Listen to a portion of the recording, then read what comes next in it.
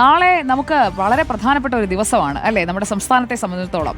കേരളത്തിന്റെ സ്വപ്ന പദ്ധതിയായ ആനക്കാംപൊയിൽ കള്ളാടി മേപ്പാടി തുരങ്കപാതയുടെ നിർമ്മാണ ഉദ്ഘാടനം നാളെ മുഖ്യമന്ത്രി പിണറായി വിജയൻ നിർവഹിക്കും. കിഫ്ബി പദ്ധതിയിൽ ഉൾപ്പെടുത്തി നിർമ്മിക്കുന്ന പദ്ധതിയുടെ നിർമ്മാണ ചെലവ് 2134.5 കോടിയാണ്.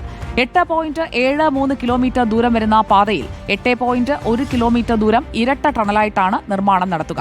താമരശ്ശേരി ചുരത്തിന്റെ ബദലായി നിർമ്മിക്കുന്ന തുരങ്കപാതയുടെ നിർമ്മാണം തുടങ്ങുന്നതിനുള്ള കേന്ദ്ര പരിസ്ഥിതി മന്ത്രാലയത്തിന്റെ അനുമതി ജൂൺ 18-നാണ് ലഭിച്ചത്. മലയോര മേഖലയുടെ മുഖച്ഛായ മാറ്റുന്ന ഈ ബൃഹത് പദ്ധതിയെ പ്രദേശവാസികളും പ്രതീക്ഷയോടെയാണ് കാത്തിരിക്കുന്നത്. ഈ പാത ഉപയോഗിക്കുന്ന എല്ലാ ജനങ്ങൾക്കും സമയത്തിൻ്റെ കാര്യത്തിൽ വളരെ ഡിഫറൻസ് ആയിരിക്കും. ഇതാണ് നമുക്ക് ആദ്യം കിട്ടാൻ പോകുന്നത്. അത് വയനാട് എന്നില്ല, കോഴിക്കോട് എന്നില്ല, നമുക്ക് ഈ കേരളത്തിലെ മുഴുവൻ ആളുകൾക്കും കിട്ടാവുന്നത് അവൻ്റെ ഏറ്റവും വിലപ്പെട്ട സമയമാണ്. റെയിൽ സൗകര്യം കിട്ടും, എയർപോർട്ടിലേക്ക് അടുത്തെത്തും, അതുപോലുള്ള ഉന്നത വിദ്യാഭ്യാസ സ്ഥാപനങ്ങളിലേക്ക് നമുക്ക് എത്താൻ പറ്റും.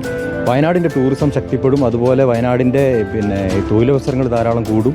2019-ലും 2024-ലും ഉണ്ടായിരുന്ന ഉരുൾപൊട്ടൽ മൂലം ഈ മേഖലയിലുണ്ടായ സാമ്പത്തിക പ്രയാസം അതൊരു പരിധിവരെ പരിഹരിക്കാൻ സാധിക്കും. തുരങ്കപാത നല്ല രീതിയിൽ പ്രവർത്തനം ആരംഭിച്ച് 4-5 വർഷം കൊണ്ട് തീരുമ്പോഴത്തേക്കും നമ്മുടെ മേപ്പാടിയുടെ മുഖച്ഛായ തന്നെ മാറും. ഈ തുരങ്കപാത വരുന്നതിലൂടെ മേപ്പാടി ഗ്രാമപഞ്ചായത്തിന് തന്നെ വലിയ മാറ്റങ്ങളാണ് വരുന്നത്. കർഷകരൊക്കെ വളരെ പ്രതീക്ഷയോട് കൂടിയിട്ടാണ് ഈ തുരങ്കപാതയെ നോക്കിക്കാണുന്നത്.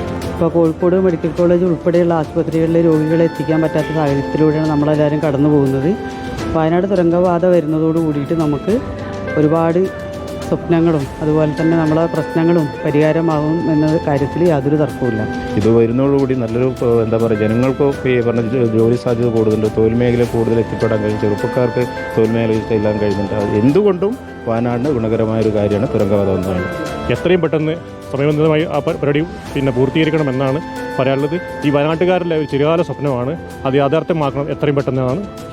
അപ്പോൾ നമുക്ക് ഈ ഒരു സാഹചര്യത്തിൽ ഈ റോഡ് വരികയാണെങ്കിൽ മേപ്പാടിയിലും അതുപോലെ തന്നെ ചൂരൽമലയൊക്കെ നല്ലൊരു പുരോഗതി കൈവരിക്കാൻ സാധിക്കുമെന്നുള്ളതാണ് പറയാനുള്ളത്. മേപ്പാടിക്കാരുടെ ഏറ്റവും വലിയൊരു സ്വപ്നമാണ് മറ്റു ജില്ലകളിലേക്ക് എളുപ്പത്തിൽ എത്തിപ്പെടുക എന്നുള്ള മാർഗം.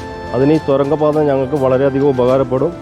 സാധാരണക്കാരെ ഏറ്റവും കൂടുതലുള്ള ഈ വയനാട്ടിൽ പുതിയ പ്രതീക്ഷകളാണ് നൽകുന്നത്. ടൂറിസം രംഗത്തായാലും അതുപോലെ തന്നെ കാർഷിക മേഖലയിലും ഒട്ടേറെ അനവധി വികസന നടപടികളിലേക്ക് ഉണ്ടാകും തന്നെയാണ് പ്രതീക്ഷിക്കുന്നത്.